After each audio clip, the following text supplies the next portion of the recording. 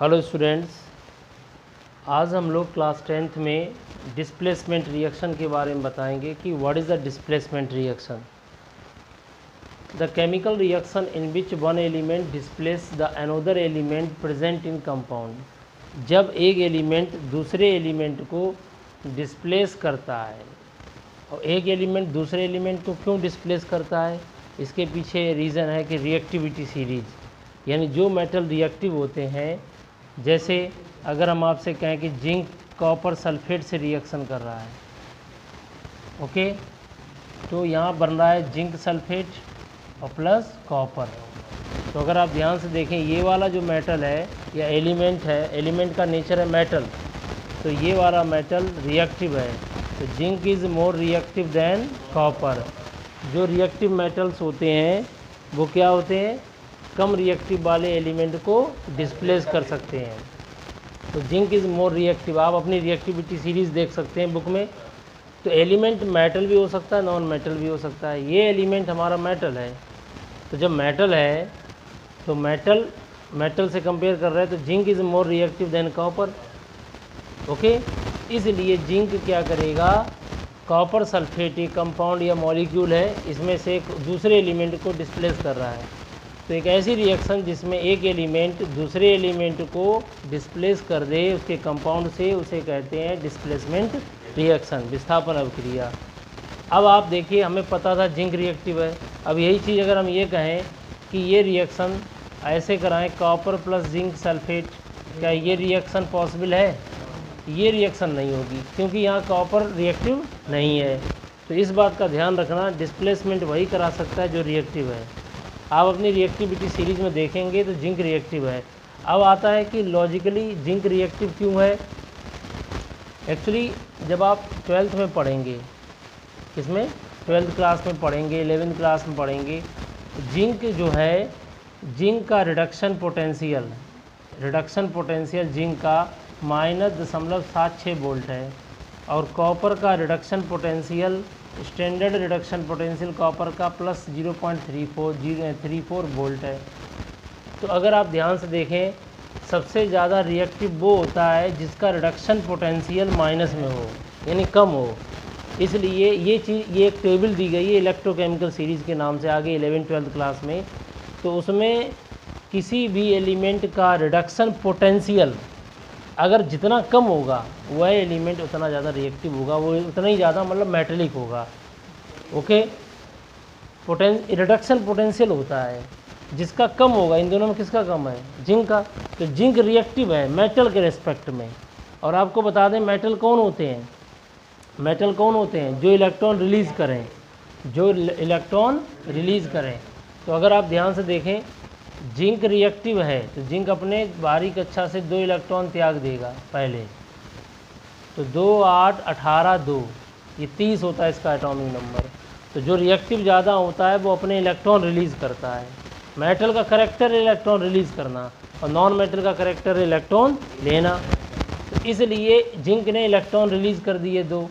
Copper, यहाँ copper sulphate का equals solution, copper sulphate को जब पानी में डालेंगे तो कॉपर 2 भागों में टूट जाएगा, कॉपर +2 सल्फेट में।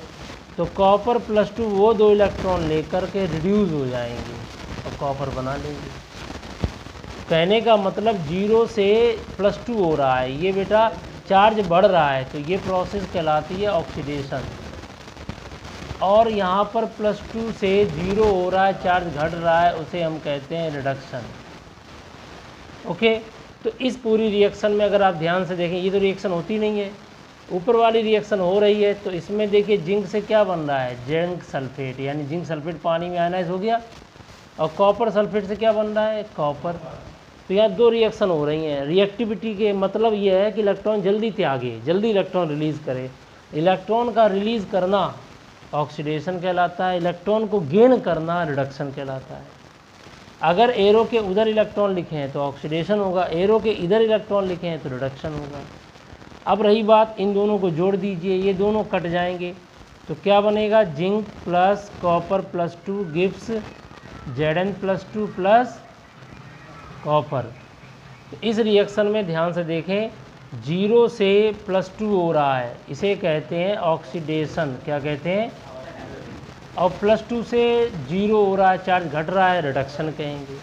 तो ये एक रिडॉक्स रिएक्शन कहलाती है। Combination of oxidation and reduction in a single reaction is called redox reaction. तो ये एक रिडॉक्स रिएक्शन है। तो displacement reaction is a redox reaction. Okay, कभी कभी ऑब्जेक्टिव क्वेश्चन आ गया तो कभी कभी ये ऑप्शन में दिया कि डिस्प्लेसमेंट रिएक्शन जनरली कैसी होती हैं? रेडॉक्स होती हैं। समझ में आ गया? तो बस इसमें इतना याद रखना है कि जो रिएक्टिव मेटल्स हैं या रिएक्टिव एलिमेंट हैं वो अपने से कम रिएक्टिव वाले को डिस्प्लेस कर देते हैं, इसलिए खुद का ऑक्सीडेशन होता है, दूसरे का रिडक्शन कहते हैं मेटल के केस में। अगर ये अच्छा रिएक्टिव मेटल है तो अभी तो इलेक्ट्रॉन जल्दी त्याग रहा है, बोलिए, और कम रिएक्टिव वाला क्या करेगा? इलेक्ट्रॉन लेगा।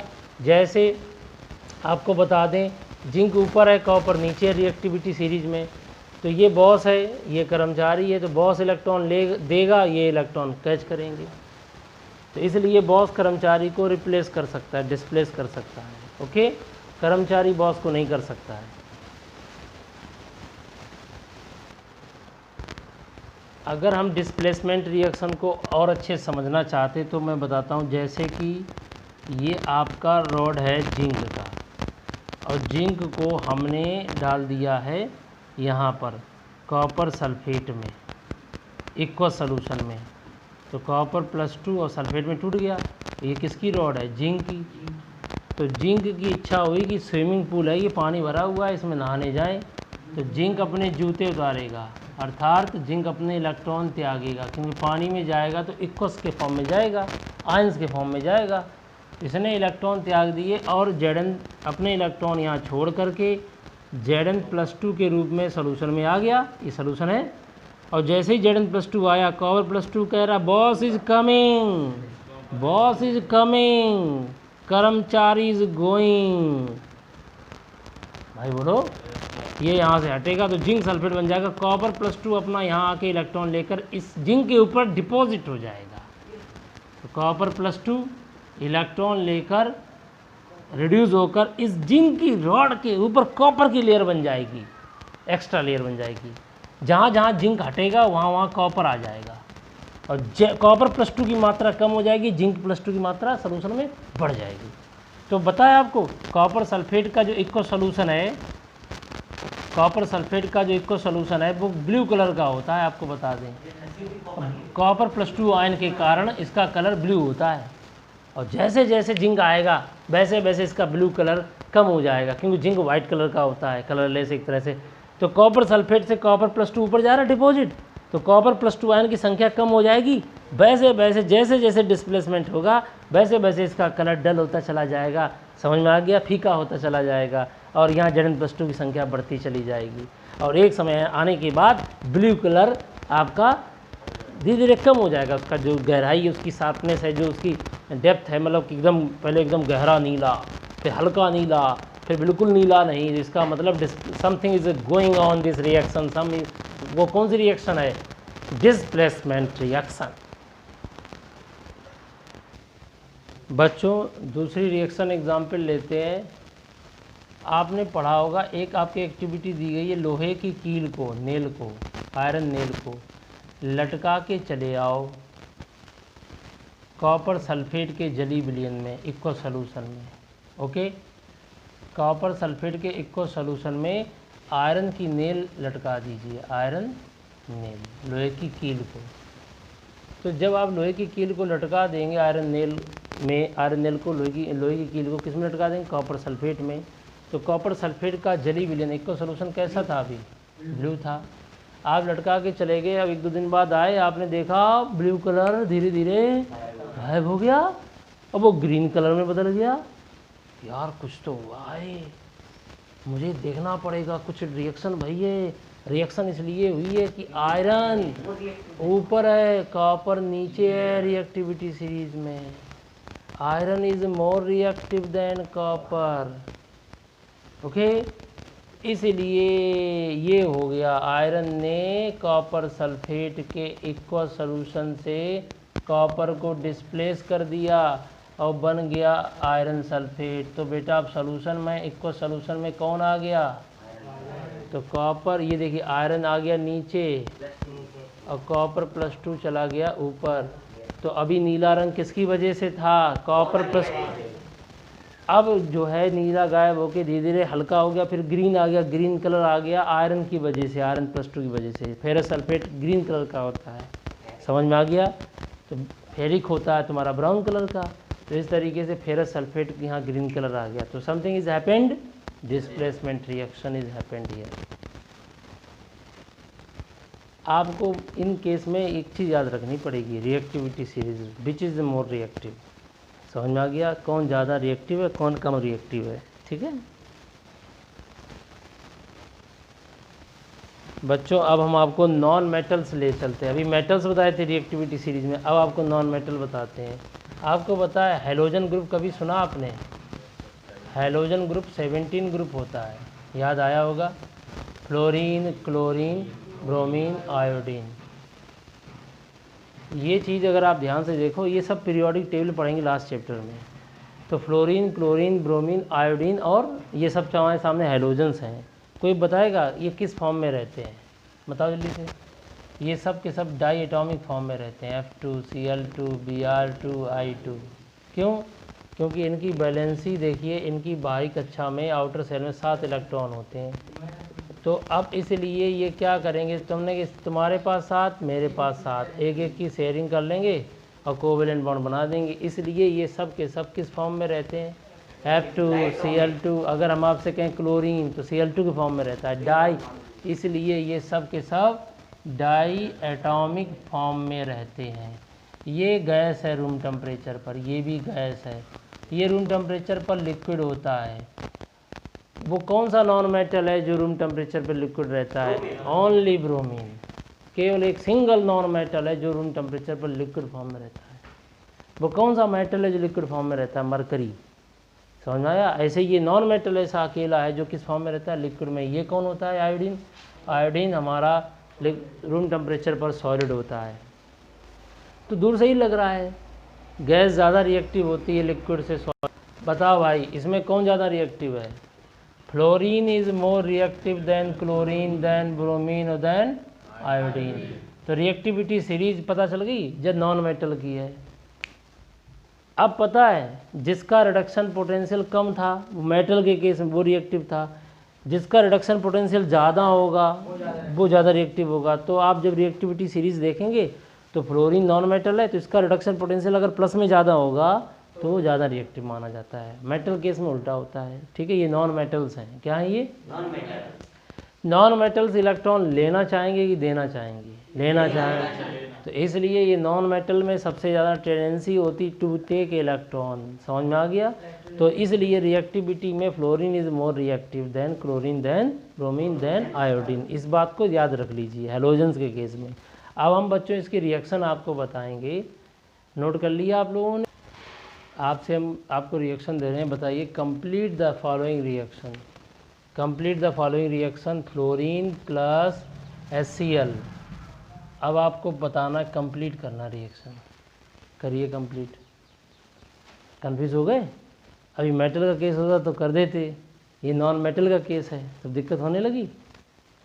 अब हमें पता है इसमें फ्लोरीन कैसा है, रिएक्टिव है।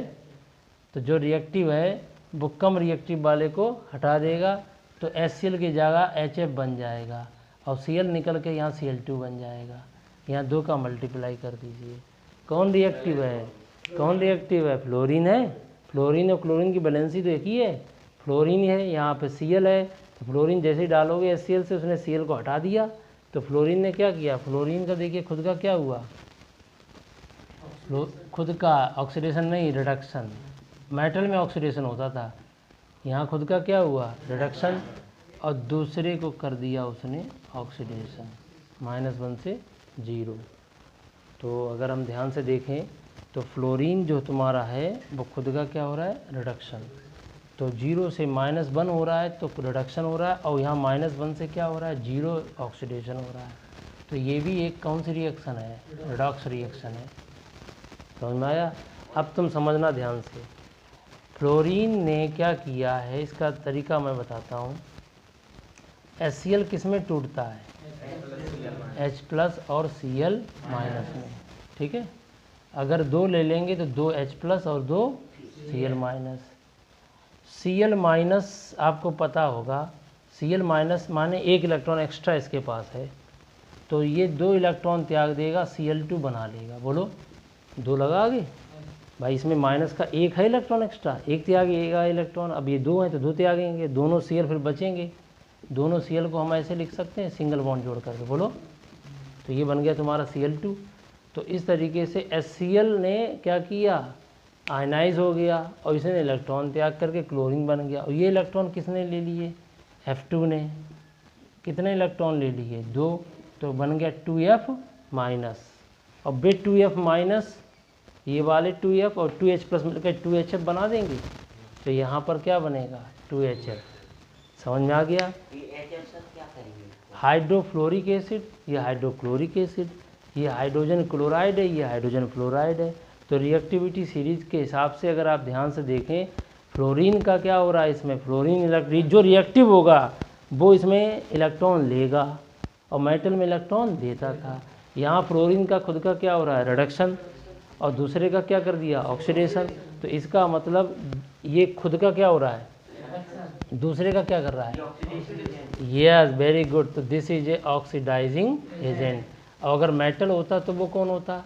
रिड्यूसिंग एजेंट होता, क्योंकि मेटल का काम होता है इलेक्ट्रॉन देना, तो खुद का ऑक्सीडेशन, दूसरे का रिडक्शन। तो मेटल रिड्यूसिंग एजेंट होते हैं, इनका खुद का हो रहा है रिडक्शन और ये दूसरे का क्या कर रहे हैं? ऑक्सीडेशन। तो ये दूसरे का ऑक्सीडेशन कर रहा था, ऑक्सीडाइजिंग एजेंट है, और मेटल दूसरे का रिडक्शन करता है तो वो रिड्यूसिंग एजेंट था। चीज़ समझो, मेटल्स अच्छे हैं, रिएक्टिव हैं तो इलेक्ट्रॉन जल्दी त्यागेंगे, और नॉन मेटल अगर रिएक्टिव हैं तो वो इलेक्ट्रॉन जल्दी लेंगे। समझ में आ गया? इस तरीके से इस रिएक्शन हो गई। समझ में आ गया? डिस्प्लेसमेंट है कि नहीं है बताओ? फ्लोरीन ने क्लोरीन को डिस्प्लेस कर दिया। अब क्लोरीन Cl ग्रुप में नहीं रहता, क्लोरीन Cl2 के रूप में रहता है, इसलिए Cl2 गैस निकली, क्लोरीन गैस यहाँ से निकली। समझ में आया कि नहीं आया? ये नोट कर लीजिए। अब बच्चों देखिए, अब इसके अलावा दूसरे एग्जाम्पल आपको हम बताते हैं, ठीक है। चलिए बताइए कि अगर हम आपके सामने ये लिख दें ब्रोमीन और प्लस लिख दें यहाँ पर HCl, और इस तरीके से ये बन जाएगा 2HBr और प्लस क्लोरीन गैस। क्या ये रिएक्शन संभव है? यस, इसलिए संभव नहीं है क्योंकि ब्रोमीन और क्लोरीन में कौन रिएक्टिव है? क्लोरीन। ब्रोमीन कम रिएक्टिव है, इसलिए याद रखना, इसलिए ब्रोमीन क्लोराइड से HCl से क्लोरीन को डिस्प्लेस नहीं करेगा। ये रिएक्शन पॉसिबल नहीं है, क्योंकि मुझे पता है फ्लोरीन रिएक्टिव है, देन क्लोरीन, देन ब्रोमीन और देन आयोडीन। इसका विशेष ध्यान रखना। समझ में आ गया? तो ये चीज़ है, ऐसे आप बता देंगे कौन रिएक्टिव है कौन रिएक्टिव नहीं है। इसी तरीके से और भी एग्जांपल्स हम आपको बताएं जो कि आपने एसिड बेस चैप्टर में पढ़े होंगे। जैसे जिंक रिएक्शन हम H2SO4 से कराते हैं, तो जिंक हमारा रिएक्टिव मेटल है, तो अगर किसी रिएक्टिव मेटल को एसिड में, डाइल्यूट एसिड में डालो, ये डाइल्यूटेड एसिड है, H2SO4 को पानी में डाल के डाइल्यूट कर लेंगे, तो इसमें से कौन सी गैस निकलेगी? हाइड्रोजन गैस, और जिंक सल्फेट बनेगा। बोलो, तो जिंक इज रिएक्टिव। जिंक ने क्या देगा? आपको पता होगा, जो रिएक्टिव होता है वो अपने इलेक्ट्रॉन त्यागता है, और वो इलेक्ट्रॉन त्याग देगा। और जो H2SO4 होता है वो किस में टूटेगा? H प्लस में और सल्फेट में। तो 2 H प्लस आयन 2 इलेक्ट्रॉन लेकर हाइड्रोजन गैस बना लेंगे। तो इस तरीके से मेटल जो होता है, रिएक्टिव मेटल, किसी एसिड में डालने पर कौन सी गैस निकालता है? Hydrogen gas. कौन सी गैस? Hydrogen gas. इसे नोट कर लीजिए। इसी तरीके से अगर हम आपसे ये कहें कि कम रिएक्टिव मेटल को अगर एसिड से रिएक्शन कराएं, तो कम रिएक्टिव मेटल कॉपर है, अगर कॉपर को H2SO4 से रिएक्शन कराओ, डाइल्यूटेड कॉपर को, इससे ये रिएक्शन पॉसिबल नहीं है, क्योंकि मुझे पता है हाइड्रोजन और कॉपर में copper is less reactive than hydrogen. Hydrogen ज़्यादा रिएक्टिव है, इसलिए कॉपर की हिम्मत नहीं है कि H2SO4 से हाइड्रोजन को डिस्प्लेस कर सके। तो you can't get A hydrogen gas from this reaction because copper is less reactive than hydrogen, therefore this reaction does not gives a hydrogen. okay? इस चीज़ का भी विशेष ध्यान रखिए। इसी तरीके से बहुत सारे एग्जांपल्स हैं, आप नोट कर सकते हो। जैसे बताइए, अगर हम आपसे कहें Mg और कॉपर सल्फेट, तो बताइए ये रिएक्शन पॉसिबल है? यस, इसलिए पॉसिबल है। Mg is more reactive than copper. तो इसकी भी वैलेंसी 2 होती है। ये किस में टूटेगा? Mg+2 में टूटेगा। 2 इलेक्ट्रॉन त्याग करके +2 सल्फेट को पकड़ लेंगे तो MgSO4 बनेगा, कॉपर बनेगा। तो Mg magnesium is more reactive than copper, तो मैग्नीशियम सल्फेट में बदल गया, कॉपर सल्फेट से कॉपर प्राप्त हो गया। तो this is A displacement reaction. अगर आपको रिएक्टिविटी सीरीज पता है तो आप ये रिएक्शन बता सकते हैं। ठीक है, नोट कर लीजिए। इसी तरीके से एक रिएक्शन और है, आपको बताते हैं। जैसे हमारे पास AgNO3 है, सिल्वर नाइट्रेट, इसमें कॉपर डालिए, क्या रिएक्शन पॉसिबल है? यस, पॉसिबल है। क्योंकि ये रिएक्शन पॉसिबल है? यस है पॉसिबल, क्योंकि copper is more reactive then चांदी। सिल्वर सबसे नीचे है, तो इसलिए अब यहाँ क्या बनेगा? इसकी वैलेंसी, चांदी की वैलेंसी कितनी है? 1 और कॉपर की 2 है, तो कॉपर नाइट्रेट बनेगा। ओके, और प्लस चांदी प्राप्त होगी, ये याद रखना। यहाँ 2 का मल्टीप्लाई करना पड़ेगा। अब ये बैलेंसी भी आनी चाहिए। Ag की वैलेंसी कितनी होती है? 1 बोलो, और कॉपर की वैलेंसी 2, तो कॉपर +2 इसको पकड़ेगा, कॉपर +2 नाइट्रेट को पकड़ेगा, तो फार्मूला क्या बनेगा? कॉपर नाइट्रेट और Ag प्राप्त हो जाएगा। बोलिए, तो इस तरीके से ये डिस्प्लेसमेंट रिएक्शन हो गई। तो बच्चों, आज का हमारा टॉपिक था डिस्प्लेसमेंट रिएक्शन, और आपने अच्छे से पढ़ा, इसके लिए आपका धन्यवाद। और आप लोगों को जो भी प्रॉब्लम्स है उसको कमेंट बॉक्स में जाके लिखिएगा, और हम अच्छे वीडियो बनाने की कोशिश करेंगे। Thank you and thanks for watching.